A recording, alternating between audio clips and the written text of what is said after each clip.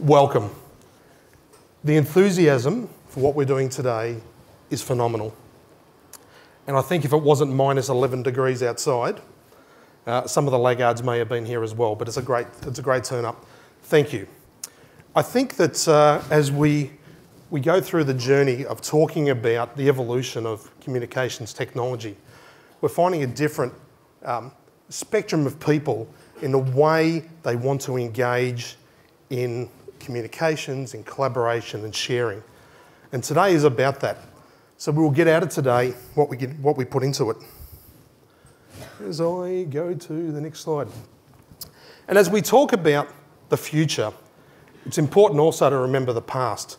And we want to acknowledge the traditional owners of the land we're on and thank them for their custodianship as we move forward into the future. Who here has installed the conference app? Yay! Good. So get your phones out and install the conference app. There are going to be lots of things that will come through on a conference app during the day today. So it's available for Windows Phone, as you would expect, iOS and Android. So get that and get that out there. Now, any conference can appear in two different ways. It can be a bunch of Zoobs on the stage delivering the sermon from the Mount. Alternately, you can make this interactive and you can share the knowledge and we can share the knowledge as a community. So the idea of the conference is that we have a plenary and a keynote and we'll share a bunch of information up here about strategy and direction in the first session. Then we're going to go to a break. We're going to split the room in two and there'll be two streams. So there'll be a more commercially focused stream and a more technically focused stream, or the how and the why. Each of the breaks will come and break out into the activity hub, where pretty much the entire Skype for Business ecosystem is on display. So what you'll get out of that is the ability to understand what this enormous and fundamental ecosystem is in the platform that we will move to over the next period of time with the launch of the technology in Australia. Today alone, this conference has injected over $25 million into the economy. And that's through the time you invested, travel, accommodation, sponsors' effort, salaries of here, the projects that will be driven by that. But that's in fundamental cash terms today. If we multiply the benefit of collaboration and communication, we're going to add 1 or 2 or 3 or 4 zeros to the end of that number. Don't underestimate the impact of collaboration on your business and what it does for your people, for staff engagement, for productivity through the organisation. It makes a fundamental difference. And to the business people that are in the audience, your staff will be more engaged, more connected. You'll hear from some existing customers today that have lowered staff turnover from 13% to 7%. They've halved it through a journey in improving engagement and collaboration. These are pretty fundamental and shocking numbers, but it's that easy to make a difference in your organisation by engaging the people. And how do you engage them? Well, you get them to talk to each other. How do you get them to talk to each other? That's what we're here to do today. So I want to thank, firstly, the sponsors of the event. The event wouldn't have come together without a bunch of organisations. So Microsoft and Generation E have come together to put this together. But then we have a range of gold sponsors, and these guys have been phenomenal in getting an outcome and getting this together today. And again, please go and see them in the Activity Hub. And there's an even broader range of silver sponsors in the event. So again, thank you very much to everyone from that point of view. Now, I thought we were here to talk about Skype for Business. And I have a challenge to each of the speakers today. And I'm not going to challenge them. I want you as an audience to challenge them. And what's going to happen, in the front of each of the rooms, there is going to be a vase. And each of the speakers, every time they say link instead of Skype for Business, is going to put $2 in that vase. Okay? Now, we're also going to run around a place that's going to be, as part of the journey, MS's Generation East corporate cause, so we'll donate that money to them. But you'll also see us run around later on and try to get you to be a little generous to the MS Society as well in their great work. But you're the police officers. I need you to call it out. All right? So if we're talking about something that has been done, great, we'll let them go with that. But if they make a slip up, all right, that's not allowed. We've moved to Skype for Business. So can we just switch there? I want to introduce now Tim Sheedy. Tim? Tim is Principal Analyst at Forrester. And we've asked Tim particularly to speak about global positioning and trends.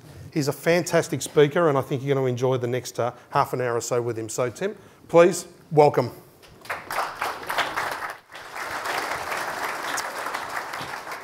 So, good morning everyone, thanks for coming along. As mentioned, my name's Tim Sheedy. I'm an analyst with Forrester Research, and I'm going to start with a bit of a journey about Forrester and what we were and what we're becoming, which will talk to sort of the journey going on in your organisations, which will also talk to the theme of this presentation. So a lot of you probably know Forrester as an IT research firm, and that's what we have been for a lot of years. A lot of you may not know that we also, for a long time, actually our legacy was in the marketing side. We were helping marketing clients with their e-business and technology decisions, and we moved into IT later. And a couple of years ago, we saw that these marketing clients were asking more and more questions around technology. They were wanting to use technology to drive better customer outcomes. So we actually looked at our own business where we had a marketing team over here and an IT research team over here. And when it doesn't make sense for these marketing and IT teams, research teams to sit separately. So let's bring them together. Let's bring them together to focus on helping our clients drive better customer outcomes, because that's ultimately what our clients are trying to do today. And so the theme of today's presentation is about using unified communications as a customer-activated communication and collaboration platform. That this is the future of unified communications. That putting the customer at the centre of your unified communications and collaboration platform will be the focus of a lot of your activities over the next few years.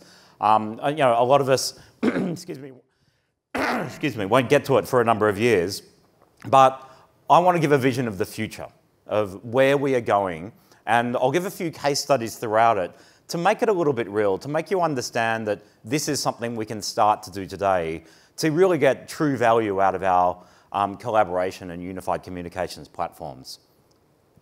So what's driving this need to put the customer at the centre of everything? Well, Forrester has, when we looked at moving our businesses together, it's because, as I mentioned, all of our customers were talking about their customers and putting the customer at the centre of their business. And so we coined this term, the age of the customer.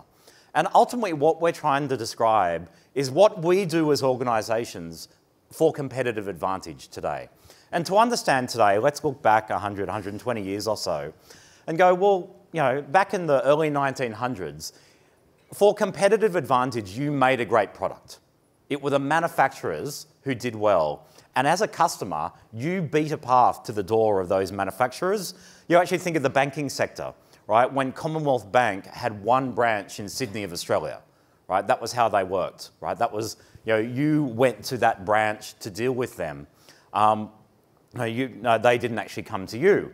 Now, with the move towards low-cost manufacturing and global manufacturing centres, suddenly a lot of organisations could make great products. So, the next 20 or 30 years became about how do we move those products to our customers. And again, the firms that excelled in this era, this age of distribution, were the ones that moved their product or service to their customers effectively. And let's look at that banking sector again. That's when the banks started opening branches around the country and going to their customers. Now, the last 20 years or so have been the age of information, where we use information as our competitive advantage, as our differentiator, where having a great product and having great distribution wasn't enough, because anyone can get access to them in this era. So I think of this as the year of the customer loyalty program, right? And customer loyalty, the way it started, had nothing to do with customer loyalty, right? It had to do with getting information from you so they could use that information against you and sell you more stuff. Right? That's what they were trying to do. They were trying to gather as much information as they can about you because that was their differentiator in the market. But you look at today and go, well, Facebook knows more about you than nearly anyone does, than your bank, than anyone does, right? Twitter knows about you, Google knows about you, Apple knows about you. If you're in Singapore today, you can buy information from Singtel about when your customer walks past your store, right? Information is now purchasable and available and for rent, right? So information is no longer a differentiator. So what do we have left? Well, we have our relationship with the customer, and that is our one competitive differentiator that we have. That is what we talk about when we talk about the age of the customer.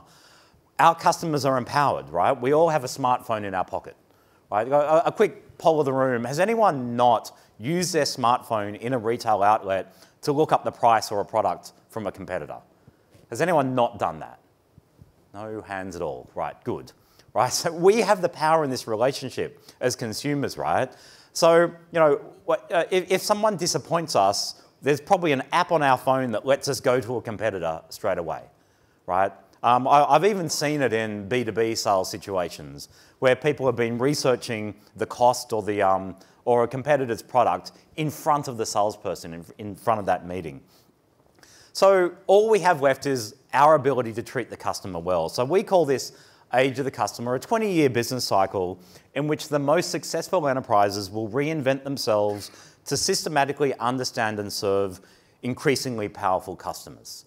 That's what the age of the customer is. And this is where your businesses are today. And this is relevant in the B2B space, the B2C space. And even we're seeing in the government sector, a lot of our government clients are starting to use the term customer now. They realise that these are people they need to serve and provide an outcome to. It's no longer a citizen that they're serving. So they're even starting to reframe their services around this age of the customer theme. And so this age of the customer, we call it the unifying theme, right? You go to a lot of conferences and people will talk about the 4 pillars or the 5 pillars, cloud, mobile, social, et cetera, right?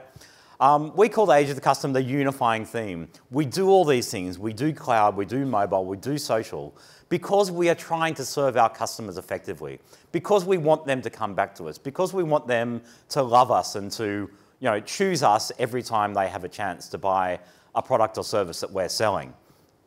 So here are our pillars that hold up that age of the customer theme, and this is what you do to win, serve, and retain customers. First of all, you need a great customer experience. That obviously goes without saying, right? You need to reinvent the way your customers interact with you. You need to take friction out of the process to make it really easy for your customers to interact. You need to become a digital business. Now, too many of us are thinking about digital as a channel to the customer. Now, digital isn't a channel to the customer.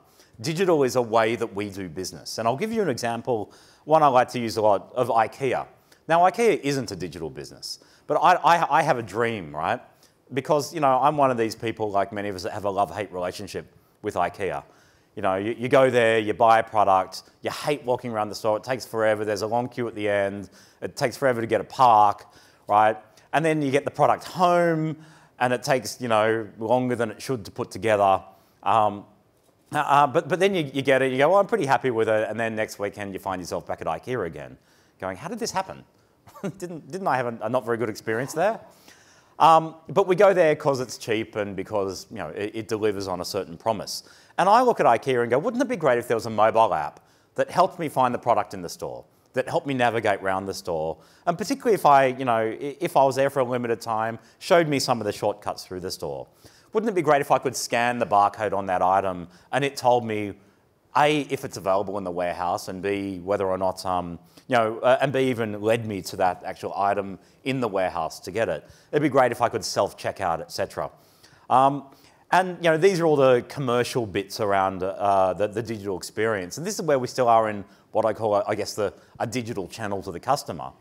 But I think wouldn't it be great if you got the product home, right? And instead of taking out that, you know, single page or 4-page wordless, you know, document, the one that they use in every country, so they don't put any words on it, right?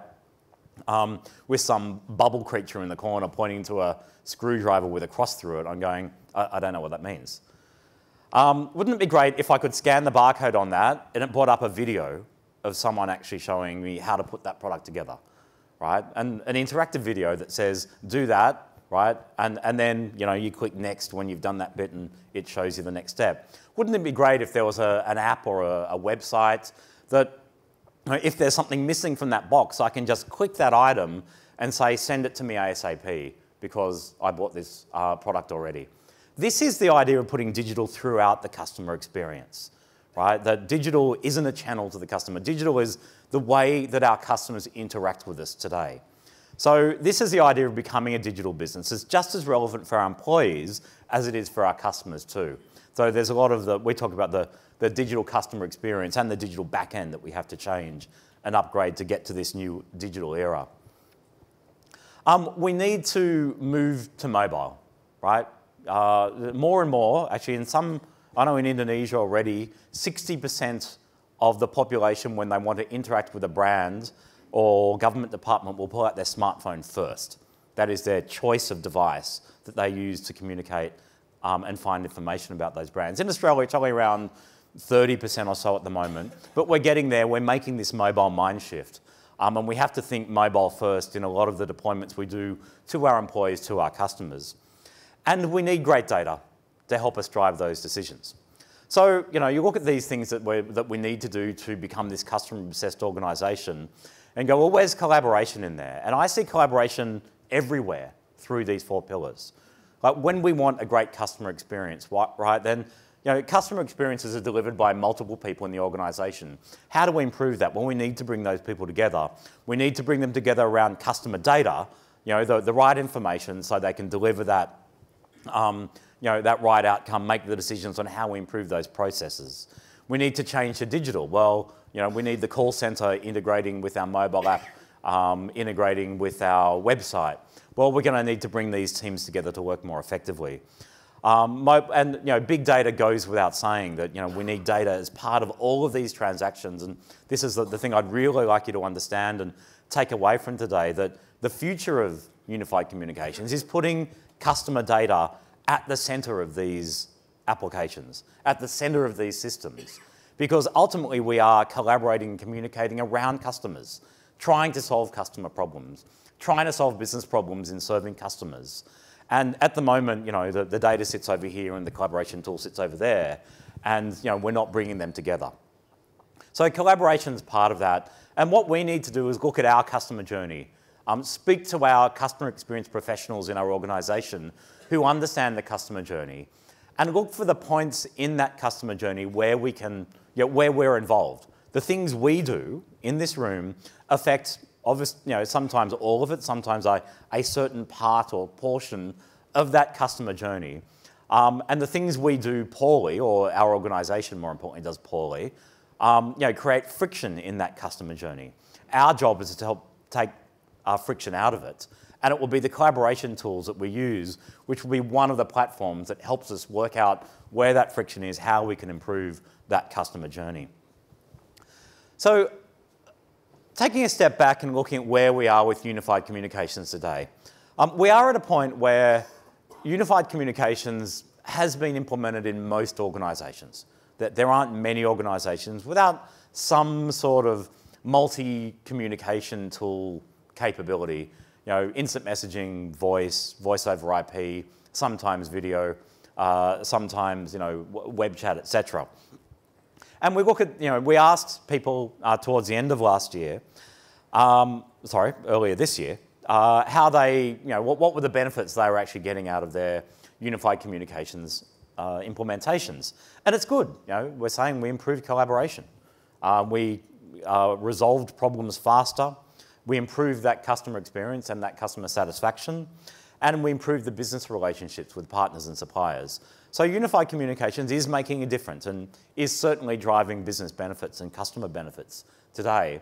But we do see that there are certainly a lot of organisations who still have significant challenges. Organisations where the staff don't really know what the benefits of these solutions are, don't know the features that would actually make their job easier within that communication set. 22% of companies we spoke to said that a lot of employees aren't even on the system yet. And I've seen that a lot, to be honest. organizations rolling out platforms saying, we now have a collaboration and unified communications platform. And, a few people, the excited people, the people who wanted it, get on it and jump on it. And a lot of the staff, they maybe went through the training, but they don't really understand what the benefit is to them. They have their way of working and they'll keep working that way. And they might not be adopting that system at the rate that the business would like them to. And we also hear relatively commonly that the features aren't intuitive and aren't easy to learn. And I'm going to hope to give you some advice at the end of how we overcome some of these particular challenges. The issue with unified communications and collaboration today, as I said, is where is the customer in this? If we're in the age of the customer, if we're trying to become a customer-obsessed business, then a lot of what we're using our collaboration tools for are to solve customer problems and business problems around customers. And I'll go, well, where is the customer in this? And I'll, what's an example? You have a customer call up with a particular problem. A team of you might gather together. You might get on chat. You might get on some portal solution. Someone might grab that customer data out of a certain system. Someone else might grab some other financial and sales data out of a system. It's all shared around with each other, and you solve that customer problem. Now, lo and behold, what happens is next week when that customer emails or calls or web chats back and says, I've still got the problem, what do we do at that stage? We go back into that CRM system, we get that customer data again, we go back into the payment system, we go back into the product system and get that information, we bring it all together and try to solve that customer problem again. Right? And you go, wouldn't it be great if you had a platform that actually had all that information native to it, that helped you solve that problem? Because, and this is the issue with a lot of the productivity tools that we use. Every time, I have this theory that every time you go File, Save As in Excel, you've just created a new business process in your organization, right? And you probably haven't documented that business process. And it's not a repeatable or easily repeatable business process for anyone in the organization to do.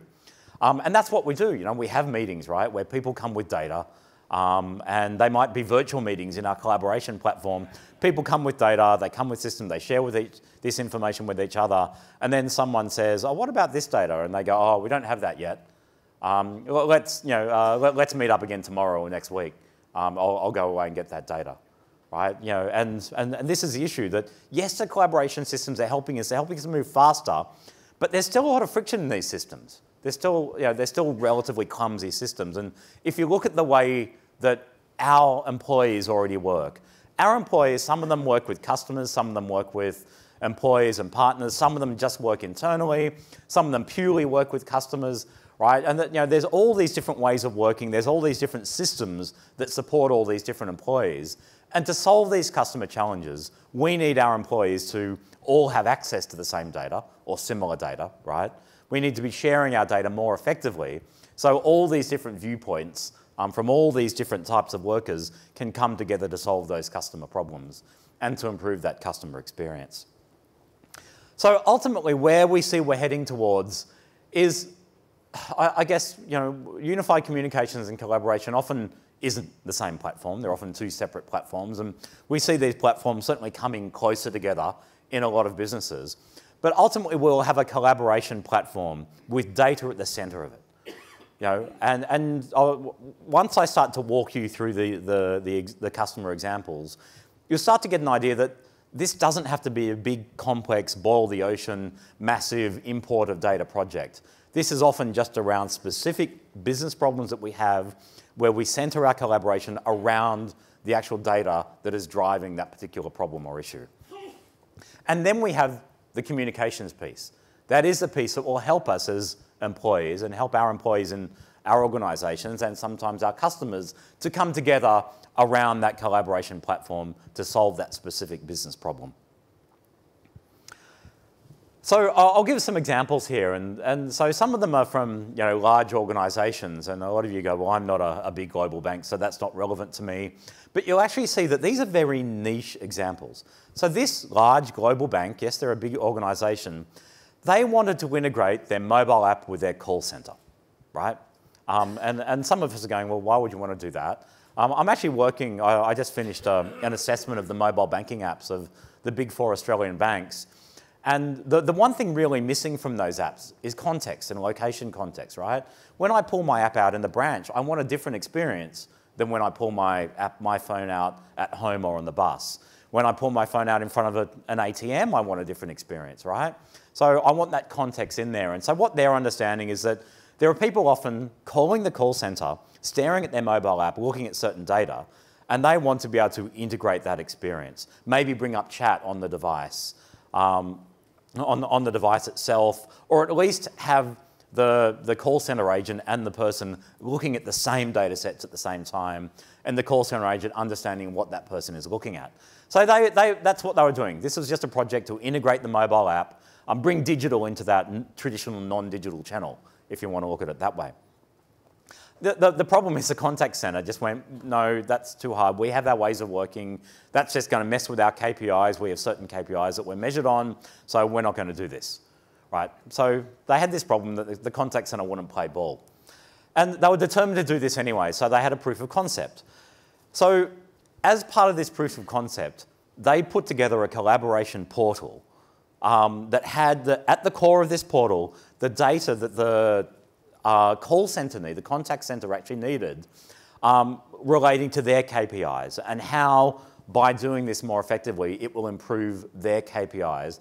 And then they wrapped a communications platform around it so that they could communicate with the right people, the management, the members of these contact centers, bring them together around this data to show them, if we do this well, this is how we're going to do this effectively, right? They put the data at the center of this collaboration platform to drive the right outcome. They didn't just set up a SharePoint site and go, well, let's all go there and start uploading data sets to it. And then every time the data set changes, it may or may not be updated, etc. They had real-time data flowing into this collaboration platform to drive this proof of concept and to drive the contact center to understand that actually integrating these two is going to help us as a business. American Express, they're another large organisation, but they had a common problem that a lot of you probably know American Express. That you hear all the stories about how customer obsessed they are, the person who went 7 hours across the country to replace someone's gold card, etc. So this is a customer obsessed firm, but to the point that they have so many customer experience improvement projects going on, they don't know what's going on anymore. Right? This is so much the culture of the firm that they just don't know what's going on. And this is across the whole firm, but this is just the business travel segment that had this particular initiative. So they looked at the business problems. They went, well, we need to bring these people together. They had a team. They had the right level of people. They set a frequency for those meetings, etc. And then they used the common collaboration portal where they collected all the data about all the different projects that went on, put that data and those metrics at the core of that collaboration portal around that particular problem, set up a communications layer around that to help people communicate around this data so they didn't have to meet in person, so they could have people from multiple geographies actually calling in or videoing into to these sessions. So again, they used a relatively simple solution of just setting up a collaboration portal with the data at the center of it, with real-time data feeds, again, coming into every time a new project, CX project comes online, in one system, it automatically feeds into this collaboration platform. So everyone can see what's going on and we can collaborate around this data to make sure that we work out where there are inefficiencies across the business. And then, a healthcare provider, they had issues that, their business problem was that, a doctor would order a test and then that person would go to someone else and go to someone else who'd order that same test again, right? So information wasn't flowing effectively through it. So they had some business process issues and data sharing issues, right? So again, the way they did it, again, the way we'd normally solve this is we'd run the analytics over here, we'd do a hotspot analysis, we'd take a printout or a virtual version of that into a meeting and we'd talk about that data. And someone would ask us in that meeting, do we have any more understanding of this data point here, right? And we go, didn't do that, didn't do that report. And so, okay, let's reconvene and get back to this next week. So again, they just created a collaboration platform around the data, right? They put the data into the platform, and you're probably getting this idea again and again that putting the customer data or the business related customer data at the center of the collaboration platform just takes so much friction out of it. Means that we collaborate around the real data, we come to solve our problem very quickly. And the outcomes of doing this is that I guess we become a more customer-obsessed organisation, right? We can solve our customer problems faster. By taking the friction out of this, by meaning, well, we don't have to catch up again next week because that data wasn't in the Excel file that was shared in that collaboration session.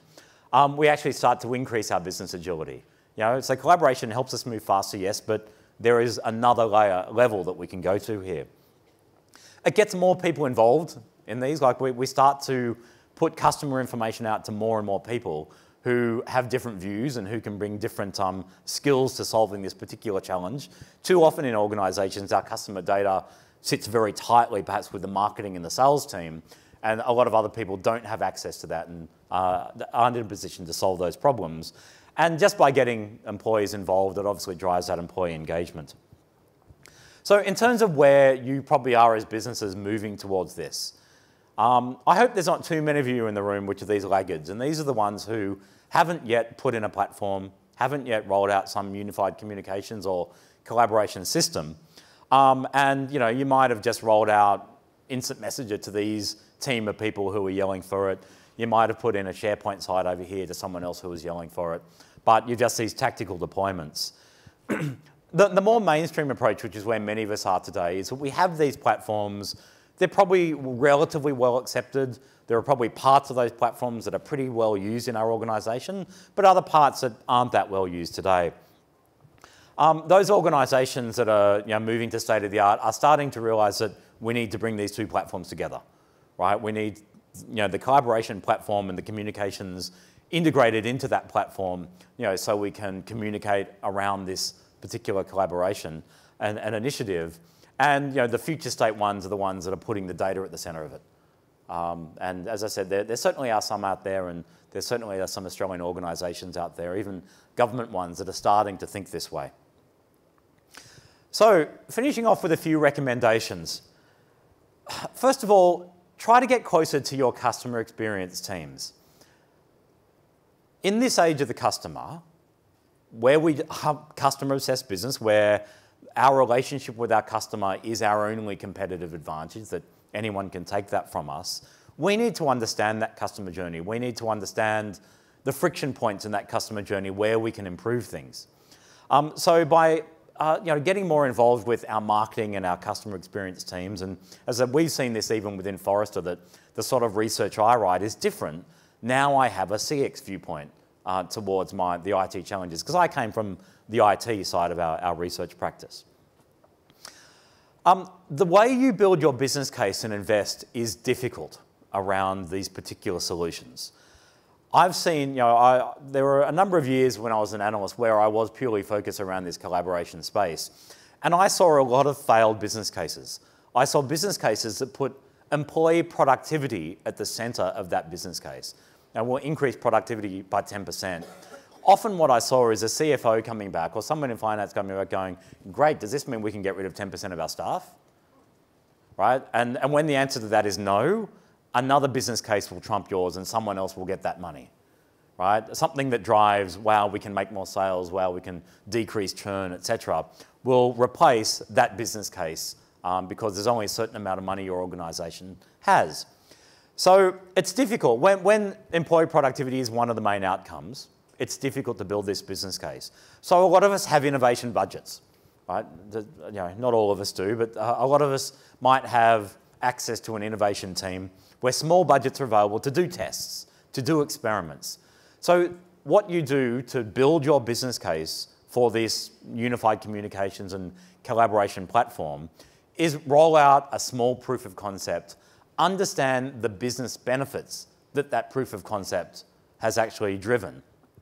And you can do this. I know an organisation that uses the 7-7-7 approach. I think 7 ideas, 7 days each, $7,000 per idea.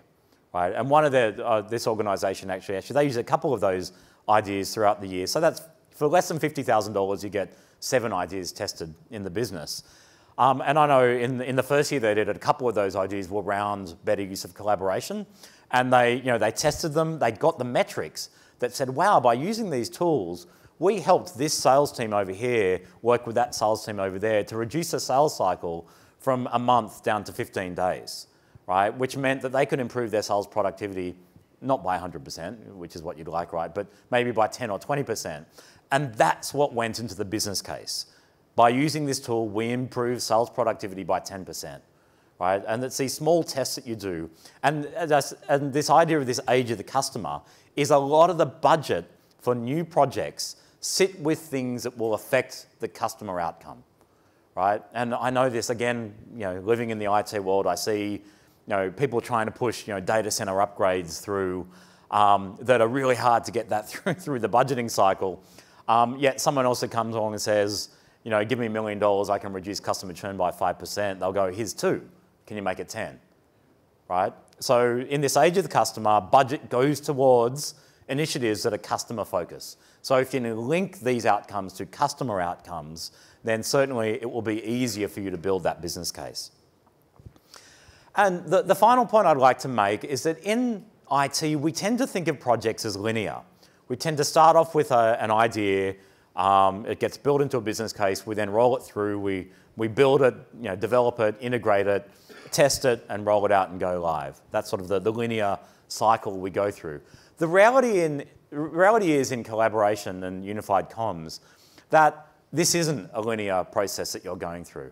You'll start with an idea, you'll start to roll it out, and then some employees will come back and go, oh, did you know we're already using this other tool?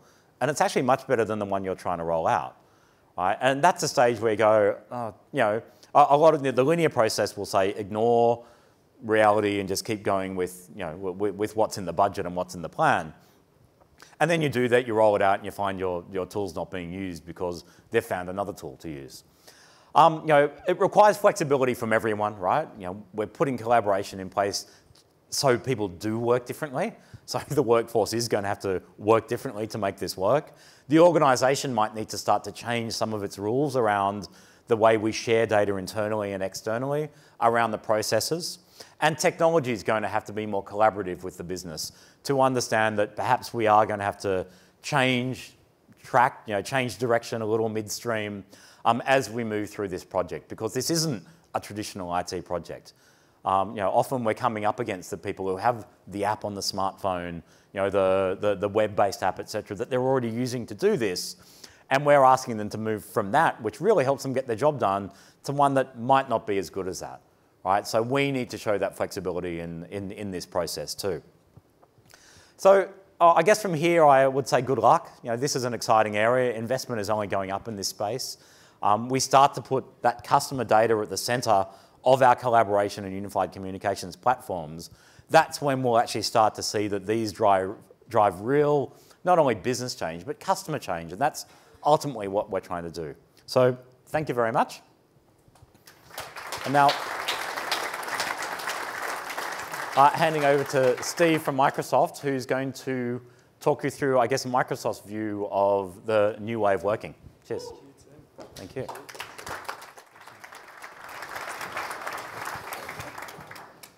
You're a little ahead there. Good morning, everyone. It's great to see such a fantastic turnout. Thank you very, very much to Tim. A lot of that analyst research that you heard Tim talk about informs our worldview. What I want to talk to you a little bit more about today, though, is not so much Skype for Business. Hopefully you're going to spend the rest of the day understanding and listening more to where we see Skype for Business fitting into your organization. But it's more about how we see collaboration. How do we see the future of work? How do we see the future of work and life blending together? And for Microsoft, that's something that we have deep thought about.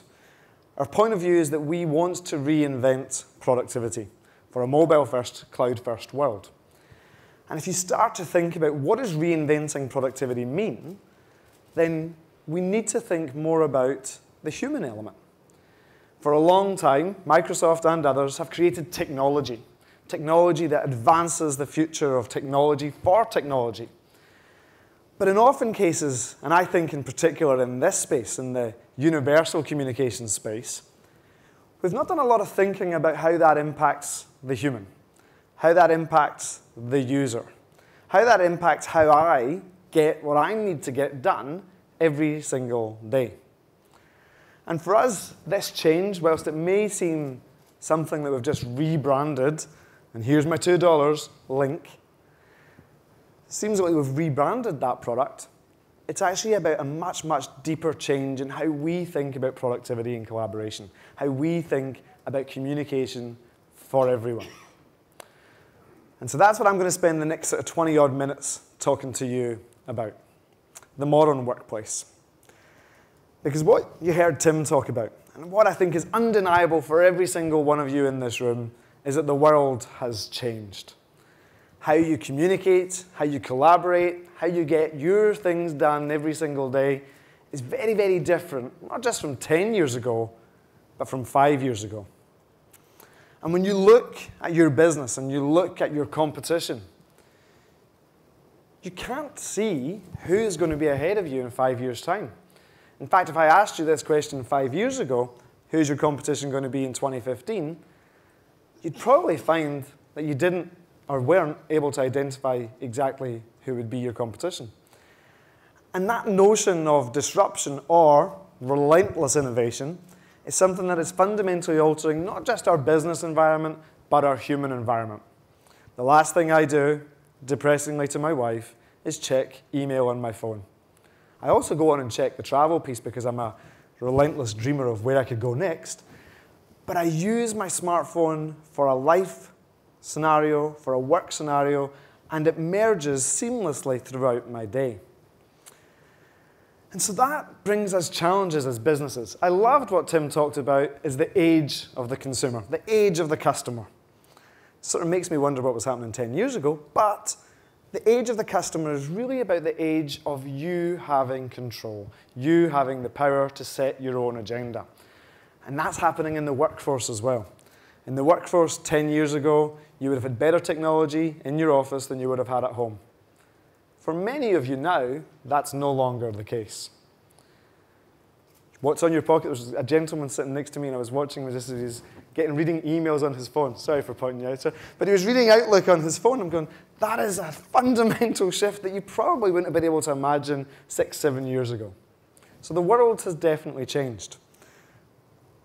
These slides are really not working at the moment. That's Skype for Business is now of the Fortune 500 in 1955. There's something going on with the slide deck. You might want to have a look at that, guys. But basically what that question is, of the Fortune 500 in 1955, how many are still on the Fortune 500? What percentage of companies are still there? Hazard a guess? 5? Some of you have been a little bit pessimistic. But it's actually 89% are gone. 11% are still there. 60 years of change. 60 years of disruption. And I don't know what's going on with the slides, but someone has to have a quick look at them because they are obviously not right. Unless Skype for Business is driving everything in the world. Okay, the world is now a giant network. And I love this piece as well because what Tim talked about in his discussion was this notion of things sit in silos. Things respond in different silos. And a lot of the times when you start to look at the people who are coming into your workforce, and I look out in this room and there is a very, very broad generational mix. There's probably a lot of people who have had a lot of experience in IT, and there's people who are starting their journey in IT. Now for many of you, as you go through the next 10, 15 years, a lot of that churn will be replaced by a generation of Gen Ys, Gen yet to be determined, and Gen whatever someone like Tim as an analyst makes up will be the next definition of who the generations are. These guys are brought up with social networking. These guys are brought up to not know a world of waiting on a response. That notion of going into a retailer that Tim talked about and checking the price is because we no longer want to wait. We no longer have a tolerance to take people's word when we know we can access technology somewhere else. 2 years ago, in 2013, December of 2013, Amazon reached over 50% of their purchases in that month coming from the mobile platform, not the desktop platform. 2 years ago. This is not something that's now creeping up on us. This is something that's already arrived. And the notion of working like a network is actually incredibly empowering. It's actually incredibly powerful for how we think about responding to customers, to really developing an environment where we can live in the age of the consumer. Because networks are more effective. Networks allow communication to flow freely and fluidly throughout an organization. But does technology allow you to do that? Does email allow you to do that?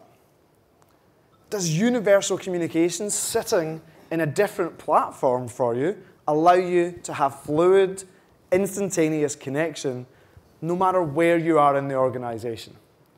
Networks allow you to respond. Point-to-point communication does not allow you to respond as fast. And so our point of view on the world being a giant network is really, how do you take advantage of that? How do you bring people into an organization and minimize the amount of disruption that they have to face? Because people in their personal lives are asked to act differently when they come into the workplace.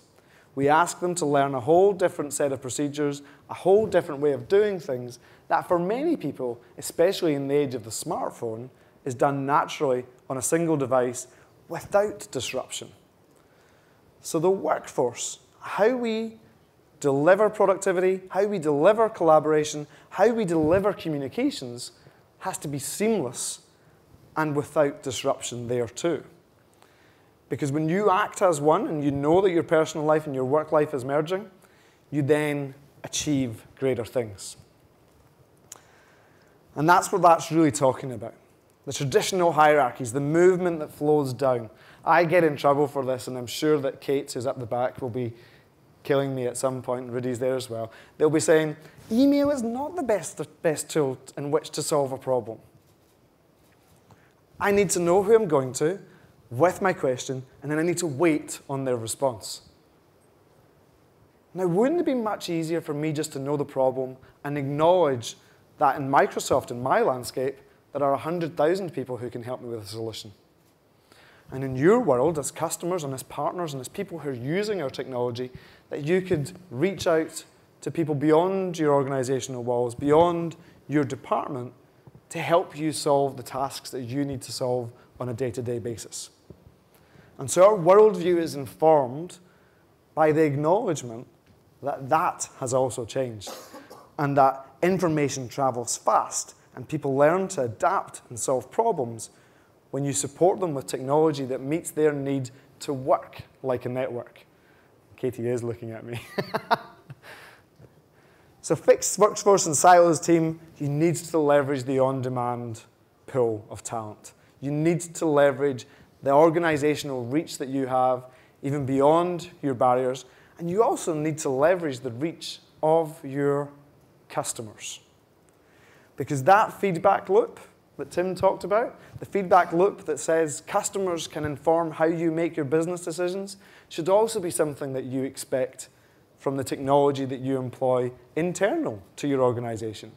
And our worldview is also about breaking down those barriers. And this is one of the reasons why I think Skype for Business is particularly powerful as you think about that. 330 million people use Skype every single month. 330 million consumers every single month using Skype to communicate worldwide. 1/3 of all worldwide telephone traffic goes via Skype. So when you look at Skype for Business, you also look at the ability to connect with each of those consumers to improve your response loop, but also to connect in much, much deeper ways. Now, I'm going to give you an example of the modern student. And the modern student is sort of what we've talked about. The modern student is looking at a world where they're always mobile, always moving. They collaborate constantly. When I was at university, not that long ago, but when I was there, everything was done for me. Group work was in a physical location, and you had to do it on different days, and you used to get really frustrated that on a Saturday you'd have to get up and go do some group assignments. But now, that opportunity to collaborate, communicate, and work happens at any time. That opportunity to do that is the way that the modern student already exists. They grew up on social networks. They're using Twitter. They're using beyond Twitter, Instagram, and Facebook. They're using tools that you don't even know about. My kids, who are 10 and 11, are already using tools to communicate and collaborate that I don't know but have to monitor. But they're already using that stuff. And so this is just the way that they do things. So again, you have to ask your question, how is your communications responding? And when you look at the workforce already, if I go into Microsoft's office on a Friday afternoon at 3 o'clock, I would be hard pushed to I shouldn't use that violent expression, but I'd be hard pushed to find anyone that is roaming around the office. They're all still working, but they're not necessarily doing it from the office. I have knowledge of where one of my team members is today, because he's over there, Jace. The rest of them, I don't know where they are. I don't know where they are at any point in time and day. Because what happens in a modern workplace is you drive accountabilities, not necessarily visibility. And that needs to be the way that if you think about how you respond to your customers, how you respond to your partners, how we work with each of you, you would rather that people from Microsoft and your partners and your customers are spending time with you, not in an office waiting to answer your call or waiting to send you a mail. And so 60% of office space is currently vacant. It doesn't belie the importance of the physical space because the human connection is fundamental to how we operate as humans. But it does mean you have to think a little bit differently about how you support your people to have that agile work environment. It does mean that you need to think a little bit differently about how you are responding to your customers, how you're responding to your partners, and how you're responding to your competitors. Because if they're doing this, and if they're employing this type of approach, then that business that you think you're going to be in a year's time may disappear before you even know it's gone. So the piece you have to start to think about is if this is happening, how do you then make sure that you, again, leverage the network, leverage the global talent pool to knowledge that ideas can come from anywhere, that creativity can come from any source? 6 times more co-working spaces are being developed every single year. And the point of co-working spaces and why people say that they love and are interested in them is because they are tapping into a richer pool of ideas and talent. They're tapping into different ways in which they can respond and they can think about their business in the years ahead. And so you then again need technology that supports that. And so our point of view in modern collaboration is collaboration shouldn't be something that is fixed to me talking to you in a conference room like this. It shouldn't be fixed to a whiteboard that then either has to take a photograph to then collaborate. It should be fluid and seamless.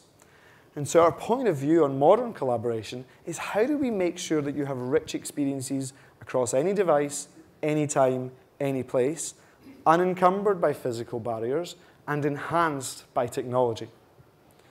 And that is the piece that we are developing as you start to think about the technology that we're bringing to market. When you start to look at Skype for Business, and if you see it on a Surface Hub, which you hopefully will see very, very soon, you'll start to see how those barriers become a richer experience. And so when I'm talking to someone in Seattle or in London, or even my parents in Scotland, I'm starting to experience a different way of interacting with them that allows me to feel a more physical presence despite actually being there. Now again, the human connection piece is the most important design factor as you start to think about this. How do you make this intrinsically human and let technology enhance that? Modern content creation. Again, you've got to think about where do we drive the support of people to deliver content in ways that make sense for them. Sway is a perfect example of how we're thinking about bringing technology and making that expressive from multiple sources. It shouldn't just be you searching for information that you already have, because there is a rich vein of content that comes from the massive collaboration that you can do with people throughout your network and their network. And so modern content creation allows you to use tools in a natural way, to use information in a natural way, and to present it in a way that supports that compelling human interaction. And so doing that becomes fundamental to how we think about bringing technology to our customers and our partners that support them to achieve those natural human interactions. And we know that mobility is here. And we know that people are going to be using devices to interact with one another and to connect and collaborate. But we also know that they're going to use multiple different platforms upon which to do that. And so from a Microsoft perspective, we embrace those platforms. We want to make sure that if we are delivering, which we believe we are, the best of collaboration, communication, and productivity tools that help you achieve what you need to achieve, that you can do it at any time, anywhere, and on any device. And that important shift that you've seen dramatically push through Microsoft is something that we will continue to extend, that we will continue to develop and build for all of our customers. The Internet of Things is something that is incredibly real. And as you look at the incredible growth, where smartphones and tablets have already reached, it was before I came in this morning, there was a report on my phone using MSN Finance that smartphones have reached saturation point in Australia. Now, there's already more smartphones in Australia than there are people, so you would have thought that that would have been a point a little earlier. But Internet of Things is something that is dramatically changing how we think about productivity and collaboration as well. Because what the Internet of Things does in the same age of the consumer, in the same age of the customer, is give you more information, more data, more insight. Now, the question for us is not that this is going to be a challenge. The question for us is, as humans, how much can I take in? How much can I be able to respond to a plethora of data that's coming from places even like my fridge? How do I respond to that type of information? And moreover, how do I avoid creating an entire industry of analysts who are there to help me understand that information? How do I make that information, that insight, so native to how I think that any individual, no matter where they are in the organization, is able to respond? So our push in this space is to acknowledge that data is only useful if it's useful for me, the user. And that means that we need to give much greater thought to how we present that data. How do we make it fluid? How do we make it live? And how do we make it, most importantly, actionable? So our push in this space is to look at providing that level of insight throughout our experiences in a way that makes sense for you, the user. More of you in this room will know what a zettabyte is than me, but it's big. And that amount of data is what is coming from those Internet of Things. But that doesn't mean that we have human attention. So again, bringing the human to the core, bringing the person and the individual to how we think about the technology that we're creating, so that we're not creating for technology's sake, we're actually creating things that are useful to allow you to have impact, to allow you to get things done, is at the core of our worldview in this space. We're going to look at this piece because I think this is quite interesting. It gives a really good example of where you may be surprised at organizations using this. This is Lotus. Microsoft and Lotus have a partnership worldwide. Lotus utilizes CRM Online and Office 365 across their platform. They travel 40% of the year. There's 25 megabytes of data streamed back to the pit each lap. 1 billion data points per car, per race. It's an incredible amount of data. And if you think about the people who are in that pit lane, who are in that engineering team, they're not data analysts. In fact, that's not what Lotus wants them to be. Lotus wants their engineers to be able to optimize and refine because every millisecond makes a difference to the performance of their cars, which makes a difference to the outcome of Lotus, which makes a difference to their collective success. And so the acknowledgement that that data has to be delivered in a way that is actionable, live, and fluid is something that we model with Lotus, and something that you can utilize as you start to think about where we're bringing the future of our productivity, collaboration, and insights stack. Which leads you to personalized insight. But we also know that people need to deliver compliant solutions for their companies. Because in an age of infinite data, in an age where collaboration and communication is free and is fluid, you still have a requirement for a secure and compliant solution. And so we also know that in that future, in that worldview, everything that we bring that enables that incredible empowerment for people, that incredible opportunity to connect across boundaries, that incredible opportunity to use social networks and the world of networks to create a truly responsive organization can't be done unless you feel trust and confidence in the solutions that you are delivering will keep your information safe. And so at the heart of everything we do is compliance, trust, and security. But it also can't be in a way that inhibits that flexibility. It can't be in a way that stops people from having that empowerment. So our point of view on security risks is you need to deliver compliance and security, which keeps, again, you at the center, which helps you remain compliant, which helps you contain the trust within your organization. It doesn't mean that you feel that you are being watched or prevented from growing your networks. Paul, these are just some examples of that. Now, Office 365, from a perspective, is something that many of you will know a lot about. Our point of view is that this is something that is always evolving, that this worldview that I've shared with you this morning, this drive to create and support responsive organizations that help people do what they do best, which helps them use their creativity to connect across boundaries, to connect with people, is something that we will continue to build in every aspect of how we think about our productivity and collaboration solutions. But it is something that we also believe is choice. And this year, we brought Office 365 to Australia via our Australian data centers. We also brought CRM Online to our Australian data centers. And so in Australia, you have that choice where you can utilize the benefit of a service that is locally delivered and with local empowerment for you.